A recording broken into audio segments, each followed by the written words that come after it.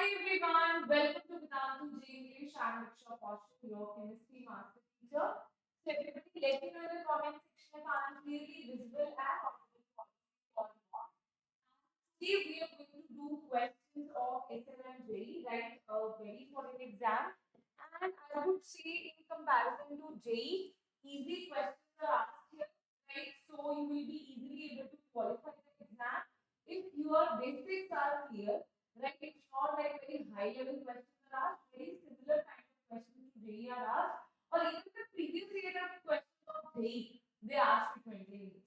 Right? The only difference, the syllabus also I have sent you on the Telegram channel itself. Then we have seen that the difference in the JEE syllabus and SRMJEE surface chemistry. So surface chemistry is an additional topic that is not there in JEE Main, but that is there in SRMJEE 2025. So you have to go through that colligative properties like leophobic, loophobic, all these things, polite solutions, Tyndall effect, Brownian movement, very simple topics they are. Then you have to go through them once, right? Okay. So now let us start this session, students, without wasting any time, right? Okay, everybody, are you ready for the class? Yes, students. Is the voice low? Voice problem. Okay. Wait a minute. Let me see. Okay. Now tell me, is the voice clear now? I think I connected the wrong mic by mistake. Okay. So is the voice clear to everybody now? None sound problem. That is okay, right? Okay. I think I by mistake connected the wrong mic here. That's why that problem arose. Okay.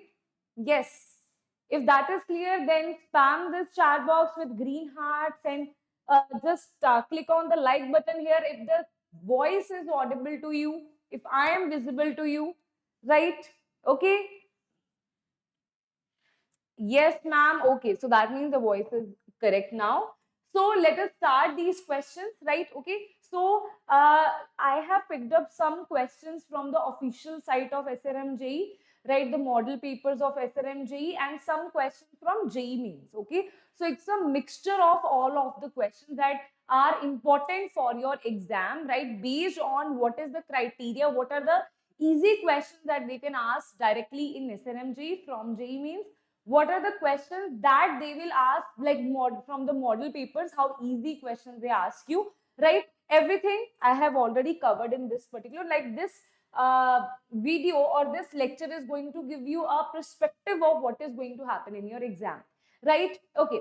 So first question, as you can see on your screen, is the statement that is not correct. Okay. So first is angular momentum number signifies shape of the orbital. Angular quantum number. Angular quantum number means they are talking about azimuthal quantum number.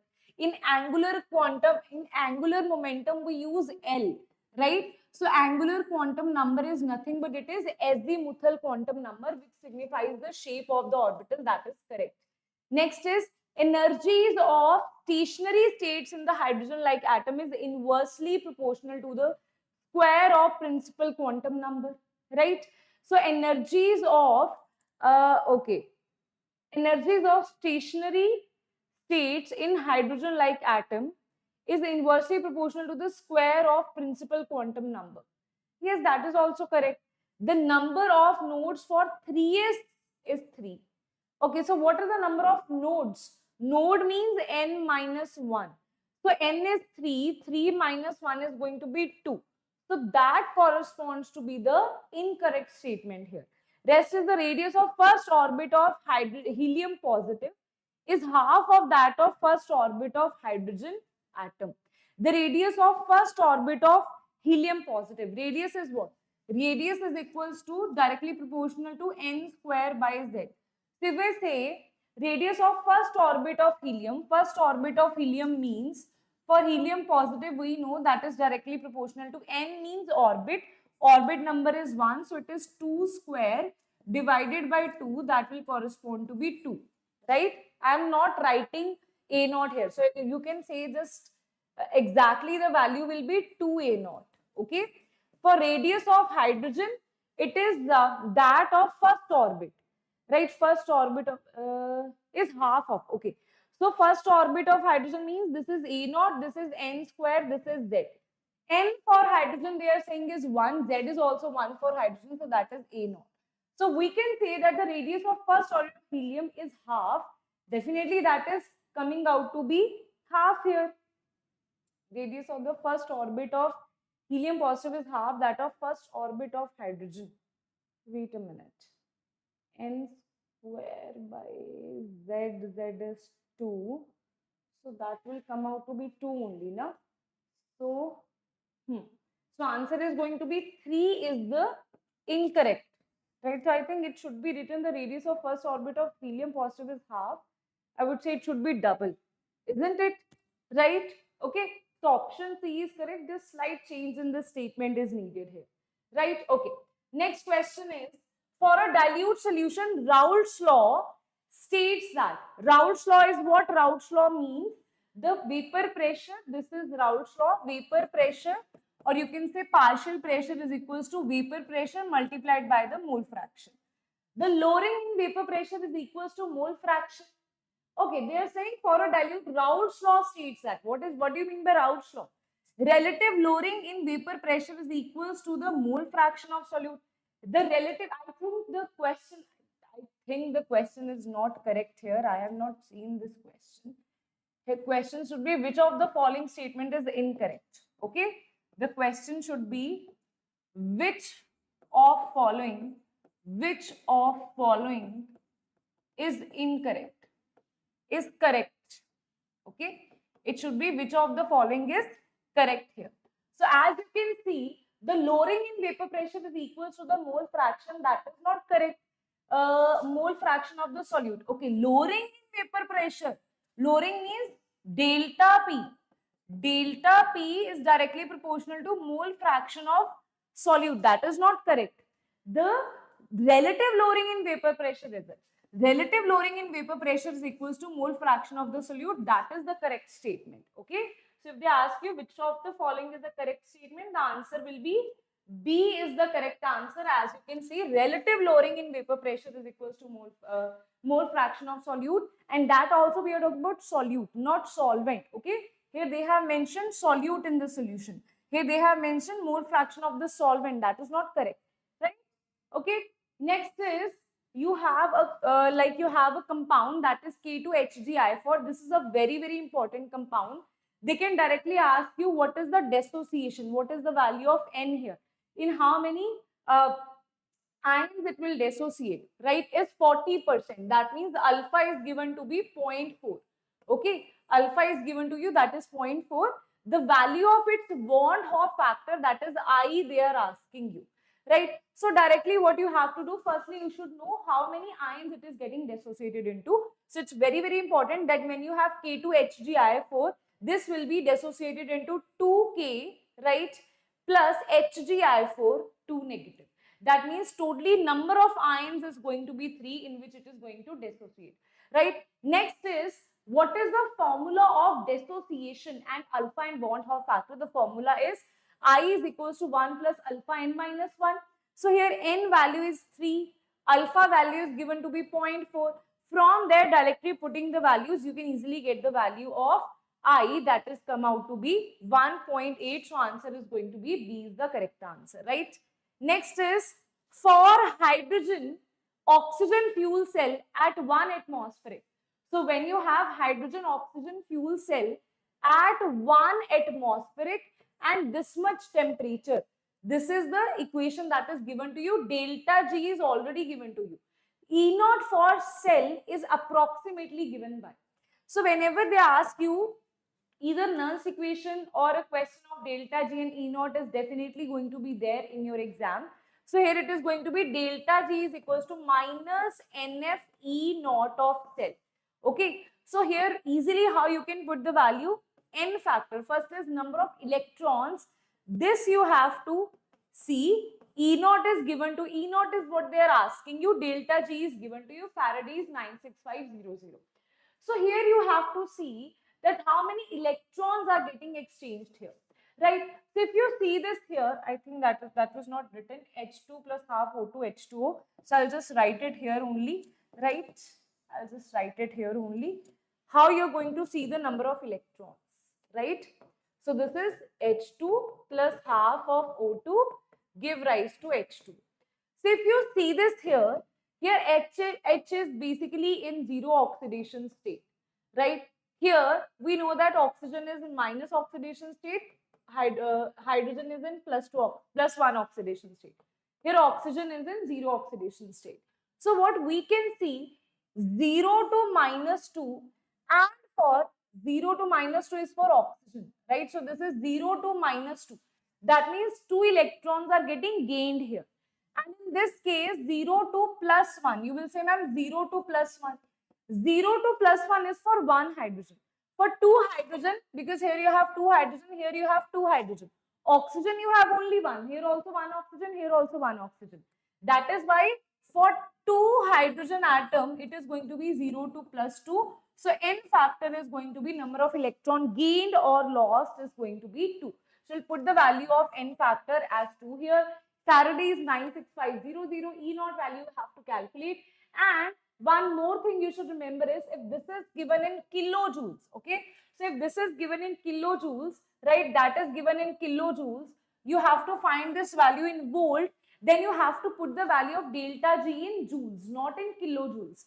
Okay, so you have to convert this into kilojoules by multiplying by 10 raised to power 3, and then only you will get your answer in volt, right? So units also plays a very important role. In hurry, don't do this ki, okay ma'am, we have just put the value directly in kilojoules.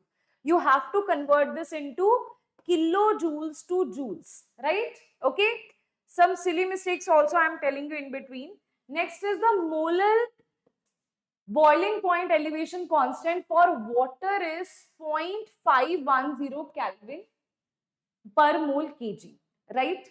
Molar boiling point elevation constant, that means Kb is given to you, right? The boiling point of solution made by dissolving this much gram of urea, that is weight is given to you, W2 is given to you, W1, that is weight of solvent, is also given to you. Now, we know that molar mass of solute, that is molar mass of urea. What is urea? It is NH2CONH2. When you calculate the molar mass, it will come out to be 60, right? Now, you just have to put the values here. They are asking you the boiling point of the solution made by dissolving this. So, if you see this, delta TB is equals to, because there is elevation in boiling point, right? So that means this will be TB minus TB naught is equals to, this is urea. Urea is a non-electrolyte. Urea is a non-electrolyte. So that means, wait a minute. So that means want Hoffe factor will be equals to 1 only. So we don't need to write want Hoffe factor. This will be M into Kb. What is MM? M is molality. Molality is weight, or you can say number of moles of solute divided by weight of solvent. If it is in gram, this will be multiplied by 1000 here, then multiplied by Kb here, that is given to be 0.510. Okay, then you have to put the values here. What is this TB naught? TB naught is going to be 100, because generally the boiling point of water is, if it is pure solvent, that is only water, then boiling point of water is 100, right? So you have, they are asking you to calculate the value of TB, the boiling point of solution, that is TB they are asking you. So you'll have to put these value. W2 is given to be 6 gram, beta 2 always represents solute, 1 represents solvent, okay? So 6 divided by molar mass is given to be 60, right? Multiplied by 1000, divided by W1 is given to be 200, multiplied by 0.510, right? And here you will add, here in all of this, you will add 100 here, and then you will get your answer, okay? This is the answer that you will get here, right? Okay, understood? Right. So after this, answer that you will get is 100.255. Calculation, you will do that yourself only, right? Next is, for an ideal binary liquid solution, they are asking you for an ideal binary liquid solution, Delta S and delta G they are asking you. Now listen to me very, very carefully that for an ideal solution, delta H and delta is V is equals to 0. V mix and H mix is equals to 0. But delta S is always increasing. Delta G should always be negative. Doesn't matter whether it's any ideal solution, non-ideal solution, it doesn't matter. So always it is going to be, you can see entropy should always increase, gives free energy should always decrease. It should be negative here. That is the final statement. So answer is going to be D is the correct answer. Is that clear? Is that clear, students? Yes, everybody? Right. Now here, what is the conjugate base of OH negative? Now basically, ma'am, what is the conjugate base?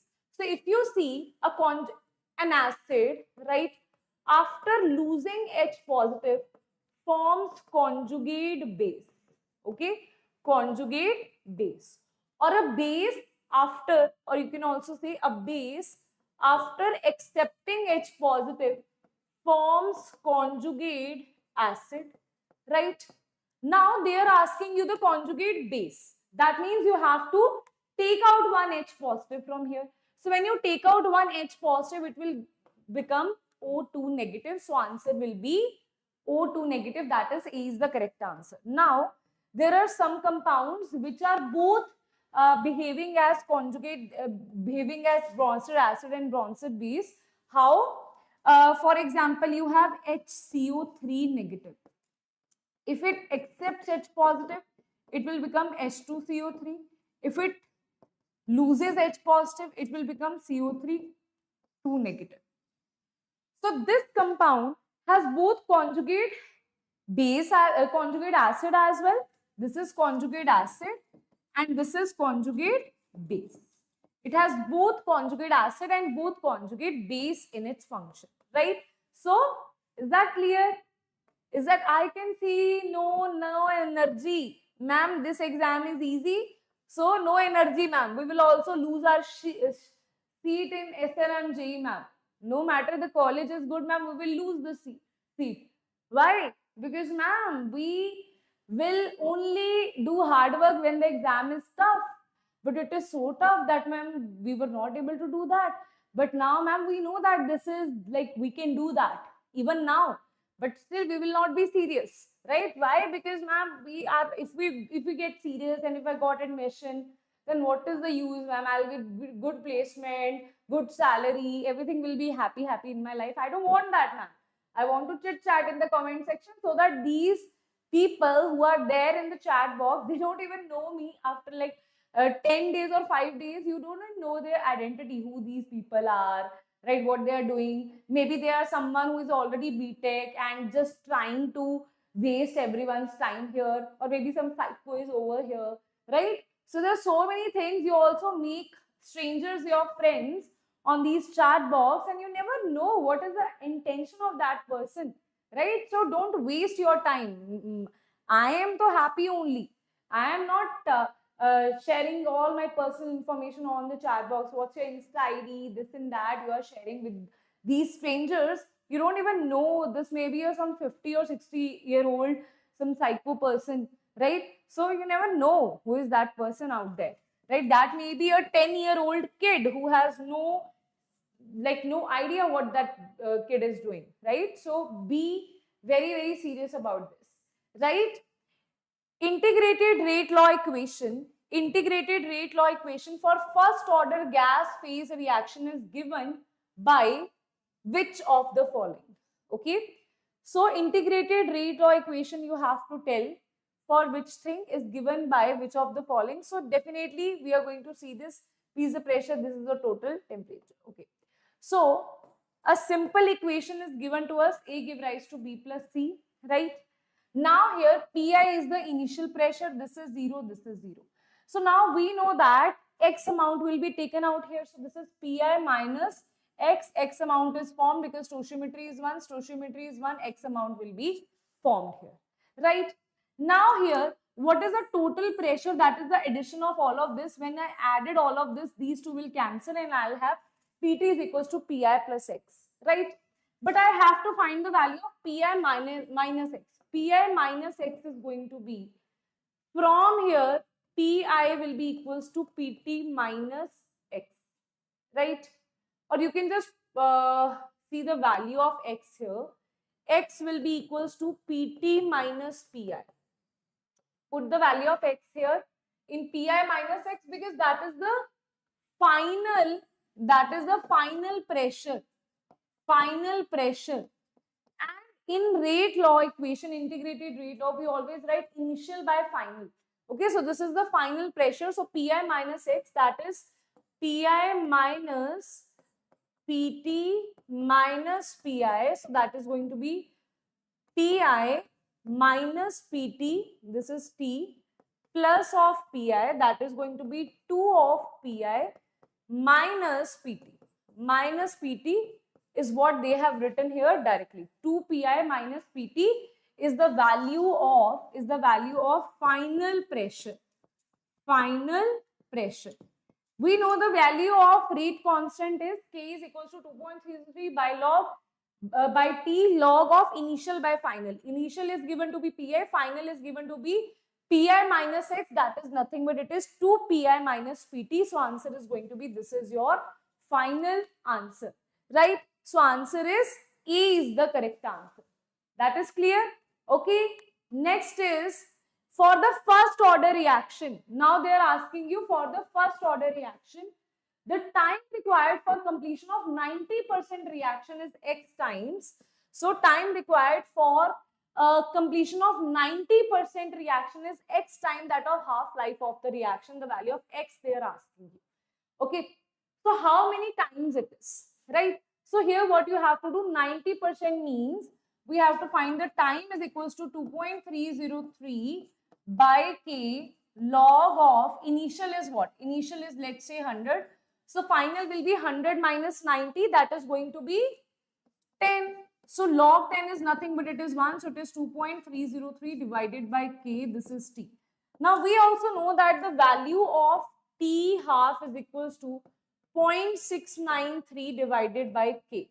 So if I put the value of K is equals to 0.693 divided by T half, if I put the value of K here, that is 0.693 divided by T half. What is this value? This is what they are asking you. For a first order reaction, the time required for completion of this is x time that of half-life. So what is this answer? That is going to be your answer for x, right? So when you solve this, this is going to be 3.32. Okay, when you solve this, this is going to be 3.32. So I'll just put directly the value 3.32 is that of T half, and this is what they have regarded as x here. So x is going to be 3.32, that is C is going to be the correct answer here, right? Next question is for Cr2O7 2 negative, this is the equation that is given to you, right? They have given us the E naught value here. They have at this is equals to, okay, they are saying also concentration is also given to you for Cr2O7 2 negative. This concentration is given. For chromium 3 positive also concentration is given, right? Concentration of H positive is not given to us, but they are asking you E value also they have given. They are asking you the value of pH. That means if I am able to calculate the value of H positive, right, that is the concentration. So pH will be easy, that is minus log of H positive here, right? So calculation might be a task here. Otherwise, the question is, I would say, yes, that is a good question here. So if you see this here, that is going to be this reaction. We know that N factor is 6 electrons are getting lost and gained. It is given in the reaction itself. So this is the Nernst equation. Nernst equation is E is equals to E naught. E naught is given, E is given, R and T we already know. Achha, what will you put the value of R here? R you will put it as, wait a minute, you don't even need to put the value of R because this value we already know, that is 0.059, or you can just directly write 0.06, right? Okay, this is given to be 6, this is already given. Now log is product by reactants.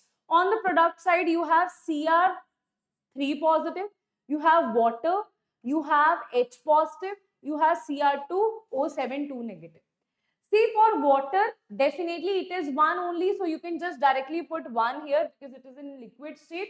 We don't need to worry about that. Of pure liquid, the concentration of pure liquid is 1 only, so we don't need to worry about that. Just put it 1 here. Now, for Cr3 positive, it is given to be 15 into 10 raised to power minus 3. For Cr2O7, that is given to be 4.5 into 10 raised to power minus 3. That is given here and here. Right, millimoles. Milli means 10 raised to power minus 3. Okay, milli means 10 raised to power minus 3. Okay, these two things are given to us. Now, H positive concentration you have to calculate. Right, H positive concentration, solving all of this, you will calculate the value of H positive. From that, you will take the log of H positive, then take minus and then log of H positive. That will be your answer. That will come out to be 1.7955. Okay, so that is how you're going to solve the answer from Nernst equation, right? Next question is, in each period, the strongest oxidizing behavior, if you talk about oxidizing behavior, in a period, in each period, they are giving alkali metal, noble gases, halogens, chalcogens. Oxidizing means someone who is going to oxidize something else. They are going to make them lose their electron. They are going to gain the electron, the one who has more electronegativity. F2 is the strongest oxidizing agent here. So halogens is the one which has strongest oxidizing agent among the different groups here. So answer is C is the correct answer. Next question is, which molecule has the largest dipole moment? Largest dipole moment, if you talk about dipole moment. So they have given HCl, HI, HBr, HF. Okay. HCl, we know that fluorine, bromine, iodine, right? So this has maximum electronegativity. Maximum electronegativity means the difference in hydrogen hydride, or you can say proton, and the halide ion, that is the F negative or I negative or Cl negative, that is going to be X negative, is going to be maximum in this HF, right? Because hydrogen is having the same electronegativity, but fluorine, chlorine, bromine, iodine have different. Fluorine has maximum, that is the reason fluorine will have the maximum dipole moment because of the electronegativity difference here. Is that clear? Okay. Next is the correct order of melting point of hydrides of group 15, of group 16 elements are. Now, they are asking you melting points here. Melting points. So now we know that melting points order is going to increase down the group, right? But here, what exactly happens here? The exception is H2O here. H2O, because of the hydrogen bonding, we didn't expect that it will have the maximum melting point, but it does have the maximum melting point. So answer is going to be, this is decreasing down, increasing down the group. Yes, that is definitely right. It is going to increase down the group because the size is increasing, right? Okay. But this, because of the hydrogen bonding, has the maximum melting point here. So answer is going to be A. Next question on your screen is, given below are two statements. One is labeled as assertion, reasoning. Okay. Fluorine forms one oxo acid. Is it correct or not? That is definitely correct. These are factual questions. Okay. Fluorine definitely forms only one oxo acid. But what is the reason behind that? Fluorine has smallest size amongst all halogens and is highly electronegative. That is also true. Now, is it a correct answer for this question? If I say why fluorine forms one oxo acid, because it is smallest and it is highly electronegative, that is why it is not able to form more oxo acids. So answer is going to be both A and R are correct, and our reasoning is the correct explanation of the assertion, right? Next question is, in 3D, let us see how many of you are able to answer this. How many of you are able to answer this? Let us see. In 3D series, the metal having highest M2 positive M standard electrode potential. If you see this here, in 3D series, the metal having highest M2 positive to M. If you see M2 positive 2m. This is given in your NCERT table. Copper, which is having plus 0.34, is the only one which has positive electrode potential of Cu to positive to Cu. That is why highest is going to be copper. So answer is going to be C is the correct answer. Next, very, very important question. The f orbitals are half and completely filled respectively in lanthanide ions, right? They are asking you f orbitals which are half filled and completely filled. For that, beta, you have to see this. Just students, first thing what you need to do is see this table here. This electronic configuration is highly important. I'll tell you, you don't have to cram the full chart here. Just remember few. Okay. I'll tell you, first is 4f7 and 4f0. That is cerium. Here you can just write cerium 4 positive, and this is terbium 4 positive. That is half filled. This is terbium 4 positive. Okay. So these two are important for you. Next is in 3 positive state, you have lanthanum, you have gadolinium, right? Then you have lutetium. Okay. Lanthanum, gadolinium, lutetium, and lanthanum. This is in +3 state. This is in +3 state. This is in +3 state, which is having half filled or fully filled.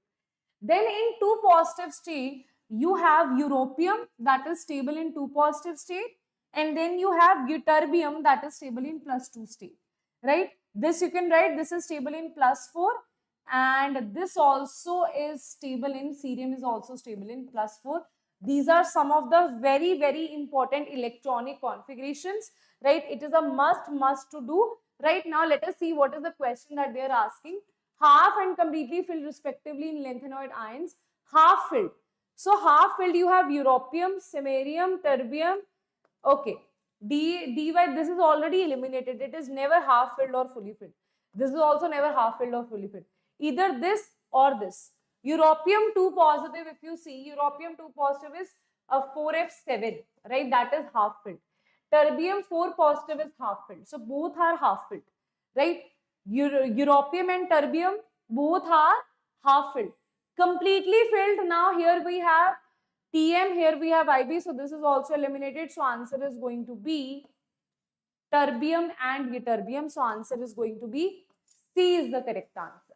Okay. Even if you don't learn these things, even then you will be able to answer this.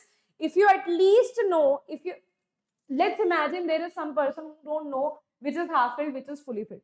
Now I told you, just remember lanthanum, cerium 4 positive, gadolinium 4 positive, cerium 4 positive,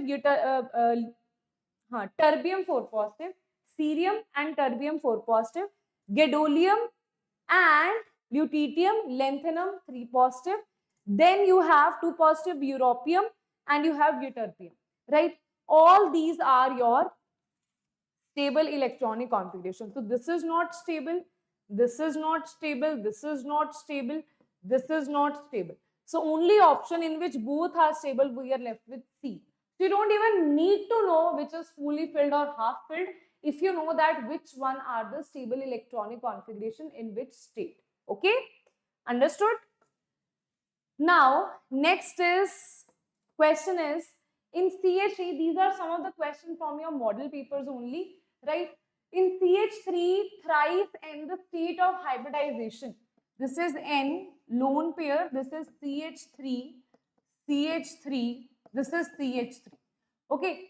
State of hybridization of N atom and spatial rearrangement of methyl group around are respectively. So if you say spatial rearrangement, right? So firstly, what is the hybridization? 3 sigma 1 lone pair, that is sp3. So this is not correct. Now whether it's trigonal planar, no, definitely not. It is not trigonal planar. The geometry here is going to be geometry, beta. What is the geometry? The geometry is going to be tetrahedral,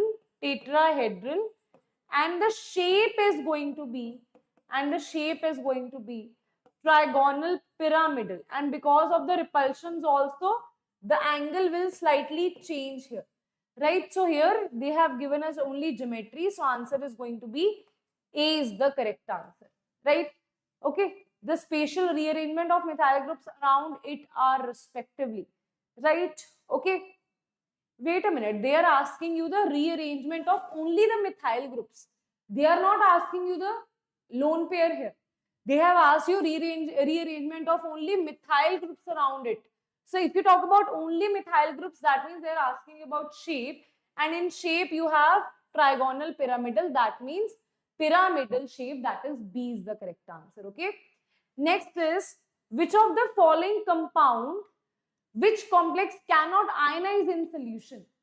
These are the kind of questions that we can expect in this exam, right? So here definitely the one that has the ions outside the coordination bracket, then definitely they can ionize. This can ionize, this can also ionize, this can also ionize. You have NH4 outside, you have Na2 outside, you have Br outside, but here everything is inside the coordination bracket, so it cannot ionize. So answer is D is the correct answer, right? Okay. Next is KMNO4 act as oxidizing agent in alkaline medium. Very, very important question. Very important question. KMNO4 is a very strong oxidizing agent. In alkaline medium, it converts I2 to IO3 negative, right? That is iodate ion, that is C. In acidic medium, it is converted to I negative. I negative na? Huh. I negative is converted to IO3, and here I negative is converted to I2 in the acidic medium, right? So answer here is going to be C is the correct answer. Next is very, very important, that is phosphoric acid. Which phosphoric acid is tetrabasic in nature? Tetrabasic means which can donate you 4 H positive, that is going to be tetrabasic. For that, metaphosphoric, orthophosphoric, pyrophosphoric, hypophosphorus acid, which of the following? So all of these are oxo acids of phosphorus. You have to learn the oxo acids of phosphorus and sulfur. They are very important when we talk about SRMJEE, right? Because in JEE Mains, it's not very important for you. But if you talk about this SRMJEE, it is important for you, right? So few topics that are not so important in case of JEE, but they are important in case of SRMJEE, right? So here it is. We have pyrophosphoric acid, that is basically P2O7H4, H4P2O7, right? So here it is 1, 2, 3, 4. 4 OH, that means it has 4 H positive that can be donated. That is why it is tetrabasic in nature. Hence, answer is C is the correct answer. That is pyrophosphoric acid is the correct answer here. Next is the pair of compounds identical. Pair of compound having identical shapes for their molecules, right? Identical shapes, right? If you can see, the formula is given to be identical here, right? But the shapes are different, right? So students, directly I'll write the shapes here. We know that how to calculate this. This is from hybridization. This is coming out to be CH4. For sulfur, it is like this. You have seesaw shape like this. 1, 2, 3, 4 and 1 loop pair. How to calculate this, ma'am? Sulfur is belonging to group number 16. 6 outermost electron, that means. Now, it is already, if I talk about SF4, it is already having 4 bonds. That means I'll subtract 4 from here. 2 electron means 1 lone pair. Once you know 1 lone pair plus 4 bond pair means 5. That means 5 means it is D, you can say sp3d, that is trigonal bipyramidal. This is trigonal bipyramidal. But when we have to put 1 lone pair, we will always put it on the equatorial position. Rest of it will be your, these two are axial and this one are your equatorial positions, right? So that is why the shape is going to be seesaw here. So they don't have identical shapes. So answer is no. What about BCl2 and ClF3? Definitely not. So what about these two? So if we talk about BCl2 is, I think it should be BCl3. formula at least should be correct, na? So it should be BCl3. So BCl3 is nothing but it is a trigonal planar geometry, because boron has it is electron deficient definitely, and it is having 6 outermost electrons. So all are occupied with having a bond with the chlorine, right? Next is ClF5, ClF3. So ClF3 again same way. Chlorine is having belonging to group number 17. That means it has 7 outermost electron. 3 bonds are already occupied here. 7 minus 3, we have 4 electrons. 4 electron means 2 lone pair. So 2 lone pair plus you have 3 bond pairs, so it is 5. So it is again trigonal bipyramidal only. That means we will draw it like this only, Cl 1, 2, 3, 4, 5. But here you have 2 lone pairs, right? So here one lone pair will be, both the lone pair will be on the equatorial position like this. So here the geometry will be T. So definitely BCl3 and CF3 is obviously not the same geometry here, right? Next is XCF2. XCF2, I have high hopes on ZnCl2 and XCF2, because SO2 and CO2 is also not the same. SO2 is basically like this. Okay. So CO2 is like this. CO2 is like this. The only difference is sulfur is belonging to group number 16. So it has 6 outermost electron. That is why after forming double bond, it is still left with one lone pair. But carbon belonging to group number 14 only has 4 outermost electron. So that is why already all the bonds, all the electrons are occupied here. That is why the same geometry is going to be of neither this. The answer will be ZnCl2 and XCF2 definitely, right? Okay, the answer will be, wait a minute, I think by mistake I have some other thing here, right? So answer is going to be XCF2 and ZnCl2 for sure, right? Okay, and ma'am, what is the shape here of XCF2? So you can just directly write the shape here. See, XCF2 is, xenon is belonging to group number 18, minus 2 electrons, so it will be 6 electron, that means 3 lone pair. 3 lone pair plus 2 bond pair, again it is sp3d2, so it is Xc 1, 2, 3, 4, 5. Here you have 3 lone pairs, so answer will be, lone pair will be on the equatorial position here, and it is going to show you a linear shape, and ZnCl2 also has a linear shape. Okay, so answer is going to be C is the correct answer. Okay, understood everybody? Next is gold salt. Now some questions from your surface chemistry. Let us see those questions, right? So here it is, gold salt. This for your reference, this is not there in JEE Main 2025, right? Okay, so gold salt is not a macroscopic macromolecular colloid, a leophobic colloid, a multimolecular colloid, a negatively charged colloid. So gold sol, right? So gold sol is basically in the colloidal solution. There is a table in surface chemistry where you'll get to know different solutions, right? So in that you have gold soil where they're asking you leophobic. It is definitely leophobic. Multimolecular, yes. Negatively charged colloid, yes. So answer will be, it is not a macromolecular colloid. For example, polymer, starch, protein, enzymes, right? These are not macromolecular colloids. So answer is A is the correct answer, right?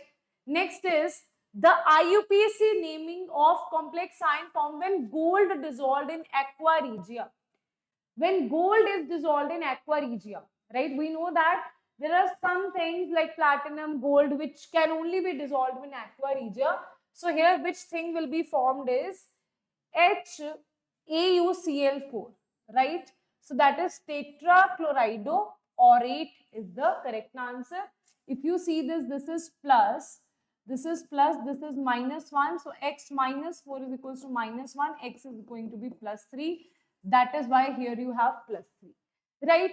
And why, ma'am, here we have orate, not gold? Because the metal ion is in the anion part. Okay, so that is why this will behave, this will give its Latin name, that is orate. And always you have 8 in the end when the metal is in the anionic part, right? Okay. Next is the species that is not hydrolyzed in water, right? The species that is not hydrolyzed in water. P4A10, BaO2, Mg3N2, and CaC2. So if you see P, Mg, and Ca, they will hydrolyze how? So firstly, P4O10, all these are reactions in your S block. Okay, you will see in block chemistry you have all these reactions. Okay, so here it is H3PO4, it is forming Mg3N2, it is forming magnesium hydroxide. CaC2 is also forming calcium hydroxide.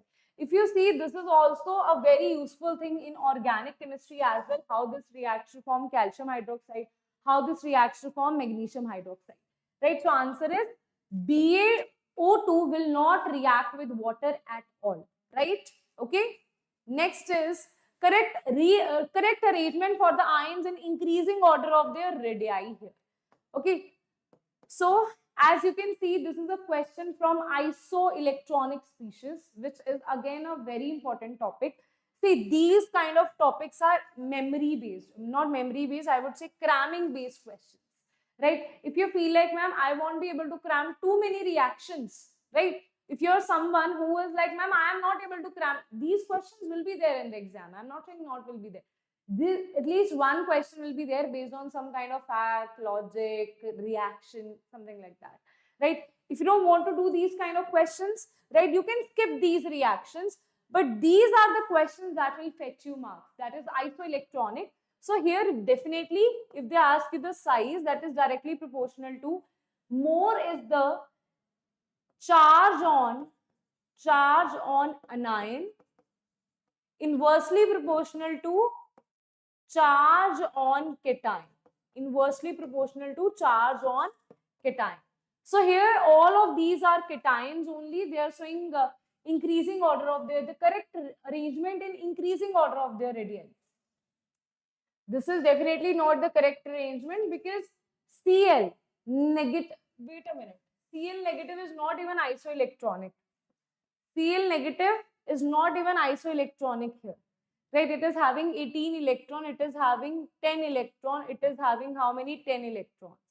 Okay, it is having 10 electrons. No, it is not having 10 electrons. Potassium, and this is S2 negative. These are not isoelectronic. I can't say these are isoelectronic. Okay. I think we have to use 2-3 concepts here. First is of isoelectronic, other is general periodic classification, that along the period size will decrease, down the group size will increase. So if you place these things here, so this is sodium is in the first group, calcium is in the second group, okay, somewhere here. Beta mange car, so this is Lina ki, okay, right. So here it is chlorine is somewhere here, right? Chlorine is somewhere here. So definitely if you talk about the size of Ca2 positive, that cannot be maximum here, right? Okay, because Cl is going to be maximum, so that cannot be the correct answer, right? Ca2 positive, then you have K positive, that means S2 negative is the maximum here. Again, here if we write the correct orders of the sizes here, again sulfur is going to be, sulfur belongs to group number 16, this belongs to group number 2, this belongs to group number 1, potassium is somewhere here, calcium is somewhere here, and sulfur is somewhere here, right? Okay, sulfur 2 negative, this is increasing, right? So how many electrons you have here? Again, this can be the correct answer. If you talk about NaAl and Be, then chlorine, fluorine, and sulfur, again fluorine is the smallest, right? Here you are decreasing, again that cannot be. So my idea is either B or C, है ना? So if you see this sulfur, atomic number, number of protons, number of electrons, everything is given to you here, right? So according to that, the answer will be Ca2 positive, K positive, and S2 positive are isoelectronic species. Wait a minute, how these are isoelectronic?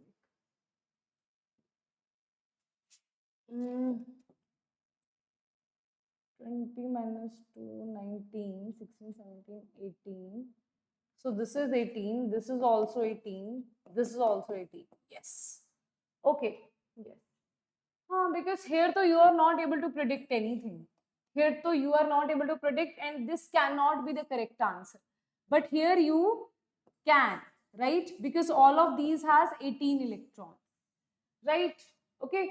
So here though you were not able to predict anything, but here you can predict here, right? So now from here we can see the negative charge is having the maximum, right? That will be have the maximum size. Then positive charge is inversely proportional. So more is the charge, less will be the size. So that is why calcium 2 positive is going to have the minimum size here. So answer will be B is the correct answer. Again in sodium, aluminium, beryllium, again these are not isoelectronic. Chlorine, fluorine and sulfur. Fluorine will not be isoelectronic with the chlorine. So again these things are not possible. This we can only understand with the help of periodic table. If this we can easily say that okay, these are isoelectronic, directly with this relation you can find out for isoelectronic species.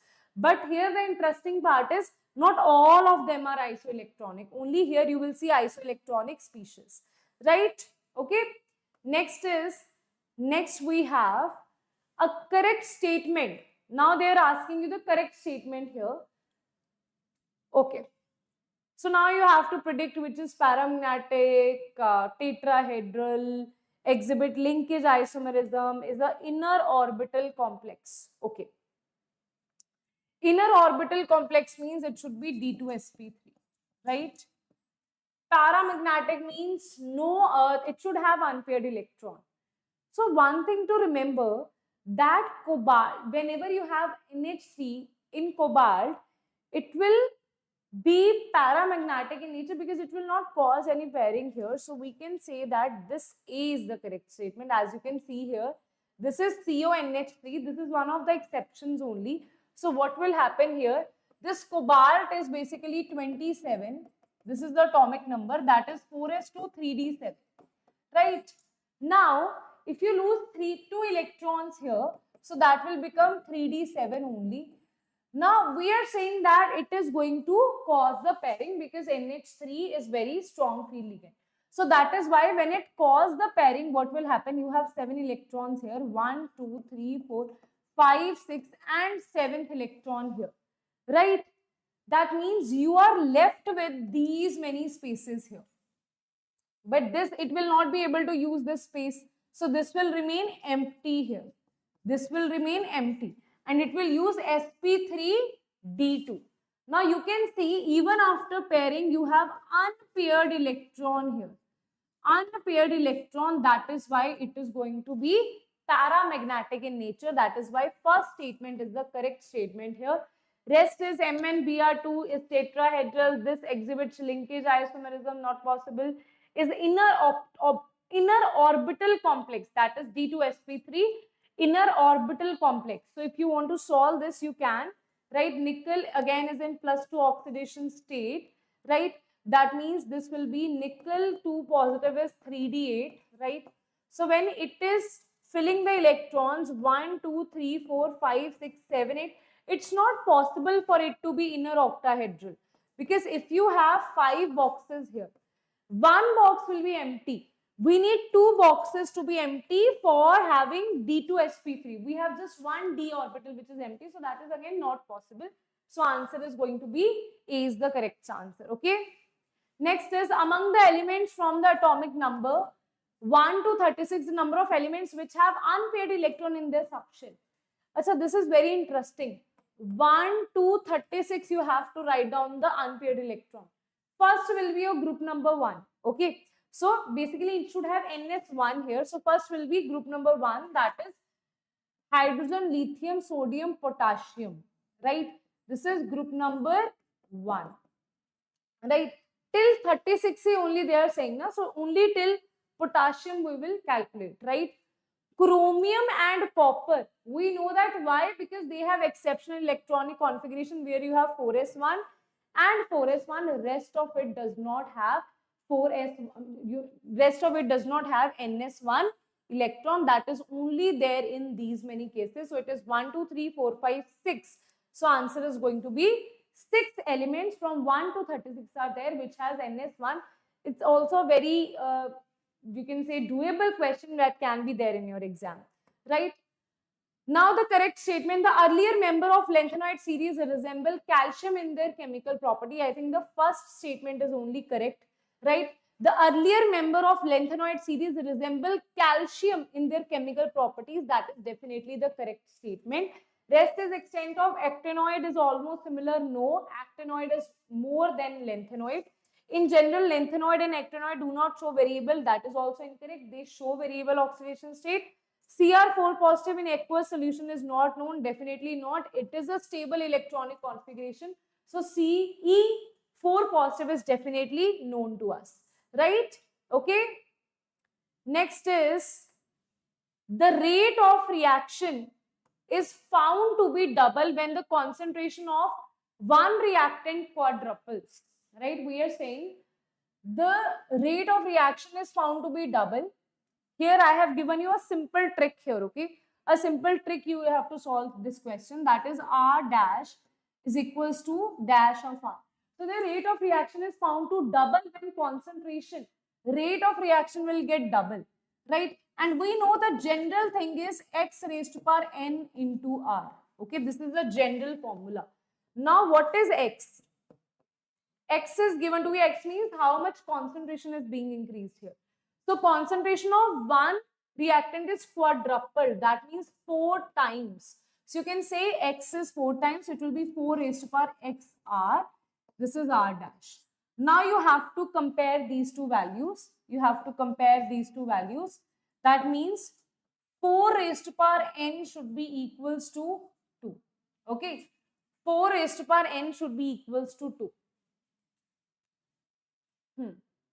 The rate of reaction is found to double when the concentration of one reactant quadrupled. The order of the reaction with respect to order should be half order. Okay, it should be a half order reaction. 1/2. Okay, because what is happening here, n will be equals to 1 by 2. Because you know what is happening here. If your n is 1 by 2, only then 4 raised to power 1 by 2. That is under root of 4 will be equals to 2. Right? This value should be equals to this value. This is what given in the question. So according to the statement that they have given me, the answer should be 1/2. That is B is the correct answer. Okay. Next is a solid that takes up a gas or vapor or solute is called. A solid that takes up gas. Let us see how many of you are able to answer. Yes. How many of you? Shweta, Harini. Let's see how many of you are actually studying. Working out for the answer now. Don't you dare tag my name in the comment once again. Gundu Mali. After your first reply, I didn't reply anything back to you, irrespective of you are the one who told me to listen that class and shut me. You don't have any rights to tell that. No. Oh God. What has happened, guys? What are you doing with your life? Huh? Someone is focusing, so you also focus, right? So Shweta, very good. Try to answer the questions.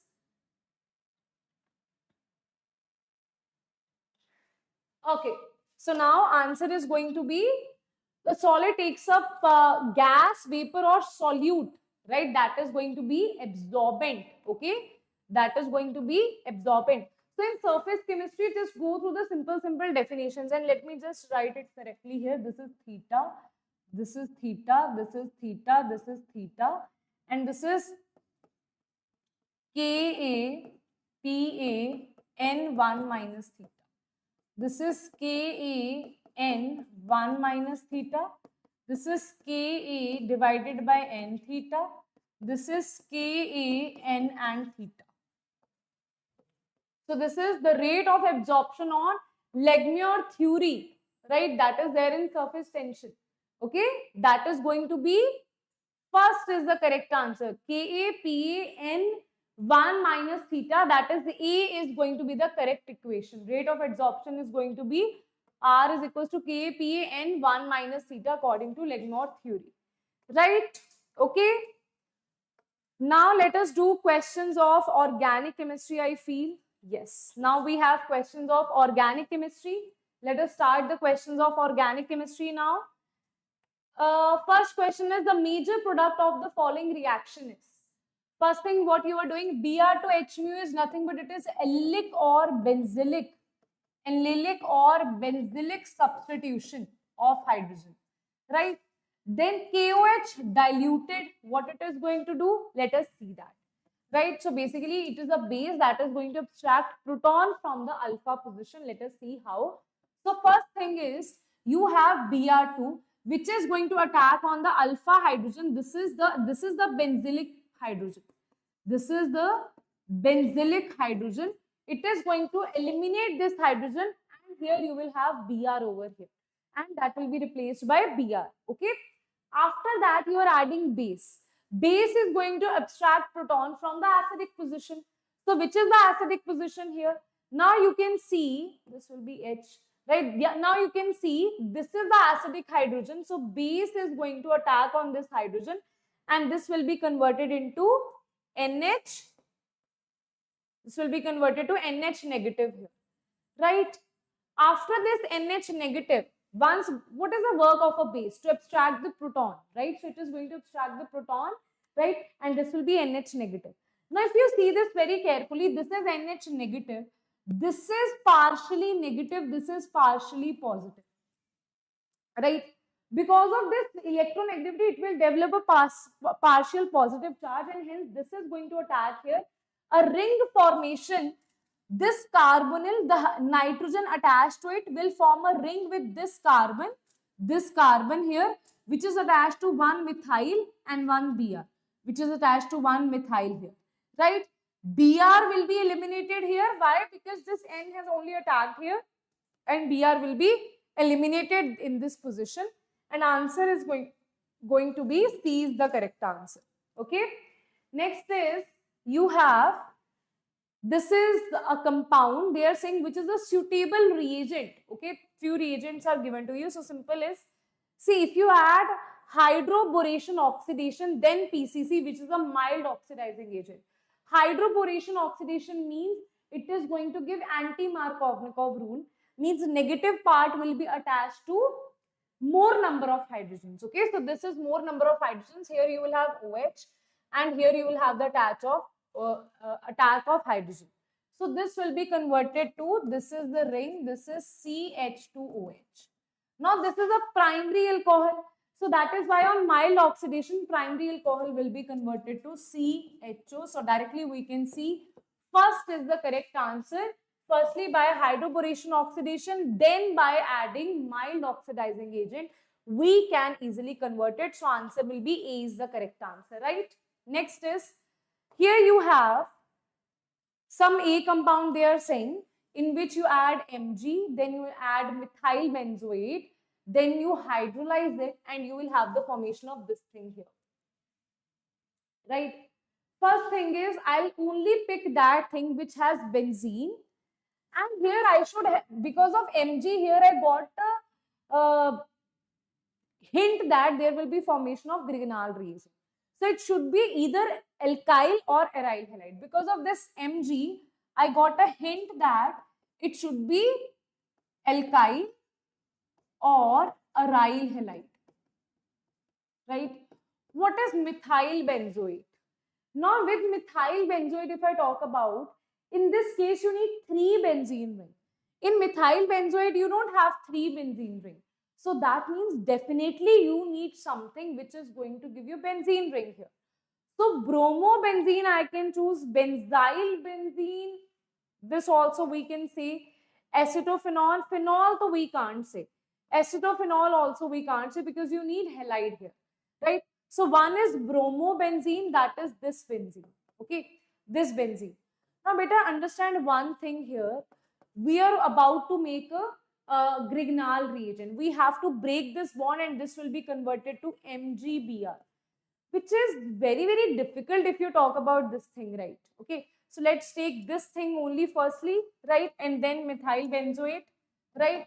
So this is Mg, that will be converted to Grignard reagent. Then you have methyl benzoate, that is one methyl and one pH here, right? Okay. So after this, what will happen? The attack of this positive and this negative will attack on this C double bond O. This is O. This is CH3. It is going to attack on this position. One phenyl will be attached here, right? You will have the formation of C. This is O. This is H. This is pH. This is the OCH3 and this is again pH, right? So here answer should be okay, OH na. So I think so. Here it should be okay. So here it should be OCH3, right? Okay. Here it should be OCH3. Right? So here it should be OCH3, which we are going to get here. Right? Okay? Understood? Next is in the given reaction sequence, the major product C's. They are asking you the major product C here. So first is you have some compound here, right? So in this, they have given you the compound C8H10. They are saying that this is always in the benzene. So that means out of this C8H10, you should have benzene here, that is C6H5, right? So that means C2H5 should be there, right? C2H5 should be there. So that means to this benzene, you should have the addition of this C2H5. In that, you are doing nitration, right? So this is nitration, then you are doing bromination, then you are doing alcoholic curing. So basically what we will do here, firstly, we will just attach C2H5 here because we are left with C2H5, that is the ethyl only here. So firstly, we are going to attach on benzene C2H5. Then we are going to proceed it this way. Nitration will be there on the ortho or the para position, para being the major product that will be formed. After that, this will be bromination in presence of heat. In presence of heat or very UV light or H mu, we will do benzylic substitution. So here, in this benzylic carbon, hydrogen will be replaced by bromine. After that, you are going to add alcoholic OH, that is dehydrohalogenation reaction. So Br will be eliminated, H will be eliminated. So you will have CH double bond CH2. And hence your answer will be B is the correct answer. Is it clear? Okay. Next we have is a polysaccharide X on boiling with dilute H2SO4 at 393 Kelvin under 2-3 atmospheric pressure yields Y. Y on treatment with bromine water gives gluconic acid. Right. X contains beta glycosidic linkages only. Okay. So guys, see this. You have starch, cellulose, amylose, amylopectin. Right? All of these are made up of glucose. But if we are saying that X contains beta glycosidic linkages, so that is only there in case of cellulose, which has beta glycosidic linkages. Right? So that is my answer is going to be B is the correct answer. That is cellulose is the correct answer. Among the following, the strongest base. Now see, basicity depend upon the availability of electrons.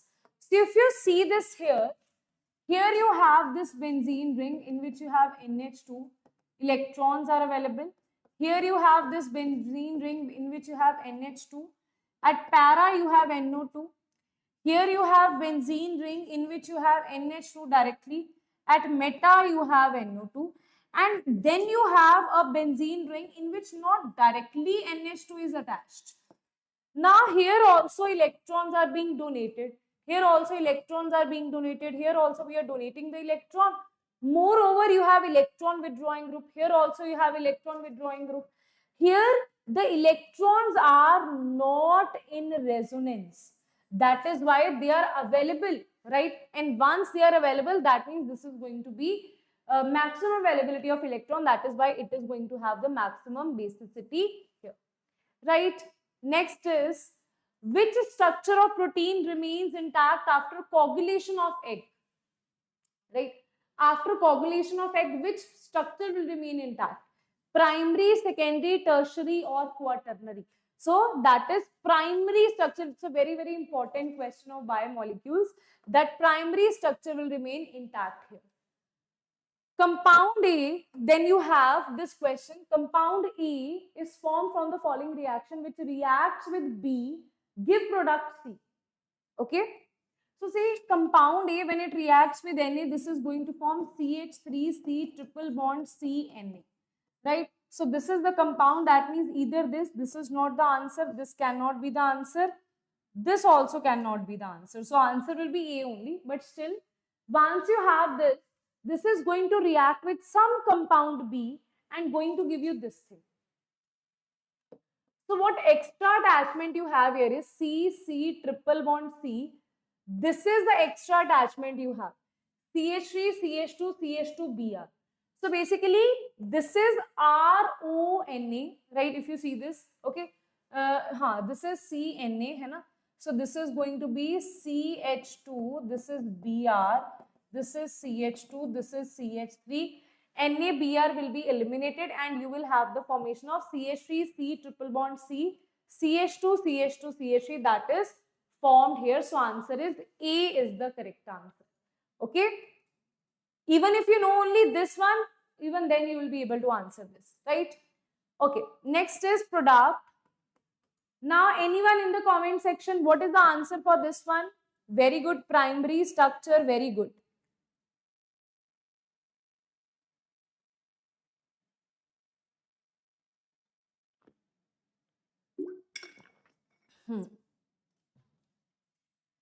What is going on in the chat box, huh? What is going on, beta? What you guys are doing with your life, huh? Product A and B are formed. Now they are asking you which of the following set of reactions, okay? So you have double bond here. We know that this is also adding H positive, OH negative. This is also the same. Here you can say first you will form carbocation, a stable carbocation, rearrangement, and then see stable carbocation will be this one. So you'll have a carbocation, that is this carbocation will be your stable carbocation, right? And after this, there will be no ring expansion or contraction here because this is a stable ring, right? So OH negative, OH will be attached here, and hence you will have the formation of this is CH3, this is OH, right? That is going to be A. So that is going to be CH3OH, that is going to be A. So answer will be B. That is clear to us. See, even if you know only one reaction, you will be able to answer, right? So here you have anti-Markovnikov addition. That means OH is attached to that thing, that carbon which is having less number of carbons, okay? So it has, more number of carbons. So more number of carbon means OH will be attached here. That means answer will be, this is the CH3 and here you will have OH. So answer will be B is also this. So answer will be B is the correct answer, okay? Understood? Next is an organic compound when treated with concentrated HI undergoes cleavage to yield compound B and C. Okay. B gives yellow precipitates with AgNO3, whereas C tautomerizes to D. D is positive iodoform test. Okay. So you have some compound that is C9H10O, right? We have no idea what this compound is, but this compound definitely has a benzene ring because in the option you have benzene ring. And I can see there is O. That means somewhere in this compound you have O something, right? So what you have, C9H10O minus C6H5. Here answer will be C3. This is O. H, how many H? H is 5. So that means in the side chain you will have C3H5, C3H5 and O. This is the side chain. That is clear to us. Even now we are not sure. When treated with concentrated HI, undergoes cleavage to yield compound B and C. Right. So let us see all these compounds here. If this undergoes cleavage, this will be H, this will be I. Okay, here it will be H, this will be I. Okay, here this, in this case also we can specify that this will be H and this will be I. See, I is definitely double bond directly you have. I you cannot attach directly. So I feel is this has the probability that this can be your correct answer, but still you have to see other hints also. B gives yellow precipitates. Okay. You have compound B and this. So B will give you yellow precipitates. Yellow precipitates with AgNO3. That means AgNO3 should give you yellow precipitate, means AgI precipitate is formed there, right?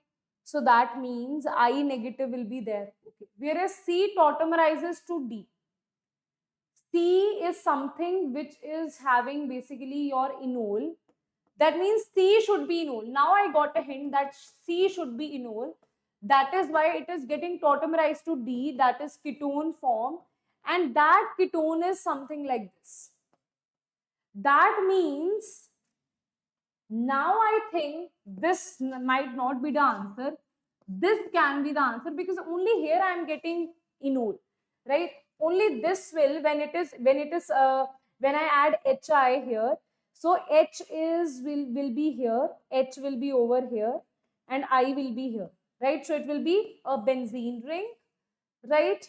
Which is CH2I plus it is going to give you, this is CH2 double bond CH single bond OH, which is definitely enol. This is going to tautomerize into CH3 C double bond O and H. That is definitely going to show positive iodoform test because it is having this kind of group. Right? That means C is the correct answer. Okay? That means C is the correct answer. Got it? Yes, everybody, very disappointed by your chats. Very disappointed. If you think that I am not able to see anything, I am exactly able to see everything that you guys are doing here. Right? Okay? Got it? I think we should stop conducting these sessions for you. That is a wastage of our energy and our time also. Right? So I think definitely that is not a good thing that you guys are doing here. Not for me, for yourself. I don't know what are your future plans. You want to be a gunda or what you want to be, I have no idea. Right? Which one of the following compounds is inactive towards SN1 reaction? Towards SN1 reaction, which of the following compounds is inactive? SN1 reaction means it should have a carbocation. So the one which has unstable carbocation will be inactive towards towards SN1 reaction. Okay. So here definitely you have a 3-degree carbocation that is stable. Here you have a allylic carbocation which is obviously stable. Here you will have a carbocation which is going to have a bridgehead carbocation, which is definitely not stable at all. On bridgehead, you need sp3 hybridization. Here you will have sp2 hybridization if it is a carbocation, and definitely sp2 hybridization is not stable on the bridgehead position. So answer will be C is the correct answer. Then there is an aromatic compound on reacting with very important question, on reacting with NaNO2HCl at 0 degree forms benzyl alcohol and nitrogen gas. Okay. The number of isomers possible for the compound is, see, first you have to see which compound. They are saying a compound from C7H9N subtract C6H5, you will have subtract C6H5 here. What you will have here is C67894N. Okay, this is what you will have. So I think it can be because CH4N can only be adjusted like this. है ना? Now, if they are saying that this is the compound C4, CH4N, on reacting with NaNO2, it will give rise to which thing? It will give rise to something like this. That is, it will cause diazotization, right? At 0 degree to form benzyl alcohol. Definitely, why? Because this diazotization, this is connected to a carbon which is in the alkylic form. So that is why this is not at all stable. So this will directly get converted to OH, right? And now here you will have the release of nitrogen gas. The number of possible isomers for the compound A. Now they are asking you the possible isomers for this compound A. Let us see the possible isomers here. First thing was to identify that compound. Now the possible isomers may be this NH2 can be an aniline and CH3 can be the substituent here. One substituent on ortho, then para position, then meta position. Ortho, para and meta. Then also you can have NHCH3. That can also be the possibility, NHCH3. So all of these are the isomers, that is, it is having 5 isomers here. Okay. Next is iodoform reaction is answered by all except for which? It is answered by all except for which? Iodoform reaction, see, iodoform is answered by this thing, or you should have this kind of alcohol, right? So if you see this here, ethanol shows, this will not show because this is not CH3, CHOH, so this will not show. What is this? See, I'm not able to identify which compound is this. What is this compound? CH3OH. I think there is some typing mistake here. There is some typing mistake because that is I'm not able to understand what compound exactly is that, right? So answer will be that this CH3CH2 that will not show anything. Iodoform reaction is answered by all compounds which is having CH3C double bond O compound, right? So hence answer is going to be D is the one which is not going to show iodoform test here, right? Because it does not have CH3CO or CH3COH group, right? That is why it is not going to show. Match the reactant. Now, I think this is the last question of today. Let us see that. Last or maybe the second last. Okay. First is acetic acid, stiffen, Friedel-Crafts, HBZ, and Coles. What is the reagent here? So acetic acid is there, the reactant is there in HBZ, Halvo-Zelinsky reaction for alpha mono substitution, right? Then sodium phenate is there in Coles reaction, right? Okay. Then you have methyl cyanide is there in Steffen's reaction, C triple bond N. Toluene is there in Friedel-Crafts reaction. Okay, you can use toluene there in Friedel-Crafts reaction. So answer will be yes. Okay, toluene can be formed in Friedel-Crafts reaction. So answer will be your answer is going to be D is the correct answer. According to you can match this. DNA multiplication is DNA multiplication. Anybody? Last question here. Let us see. Okay, let us see. Let us see how many of you are able to answer this. DNA multiplication is called translation, transduction, transcription, replication. Which one of the following? So DNA multiplication is nothing but it is transcription. Okay, so answer will be B, C is the correct answer. Okay, understood? Yes, everybody. But today it was not fun doing this class. I saw you guys chit-chatting with each other only. So that's why I ignored your chats, right? Reason being what a teacher will feel seeing the chats that you are doing this and that. You are fighting with each other. I don't know. It feels very sad to see you guys fighting over unnecessary things that are not even important in your life, right? So I don't know why you guys are doing all these things here, right? Okay. DNA multiplication is that is replication. Yes. DNA multiplication is yes. Okay. Now it was very sad to see you all fighting with each other. That was actually very, very sad. Now, students, for all the students who are actually very serious about this exam, right? So then, students, we have this test series for you, that is SRMJEE test series. You can see SRMJEE test series that is only available for you at 649 rupees. Okay, and if you're preparing for other exams also, VIT that is also available for 649. KCT, Comet K, all the test series are available for 649 rupees. And if you're looking for a test series which will provide you everything, then that is available at 1299. Okay, so that means you will be benefited with which thing, right? Definitely, if you are preparing for at least more than 2 exams, then go for extra mile engineering test series that is available to you, right?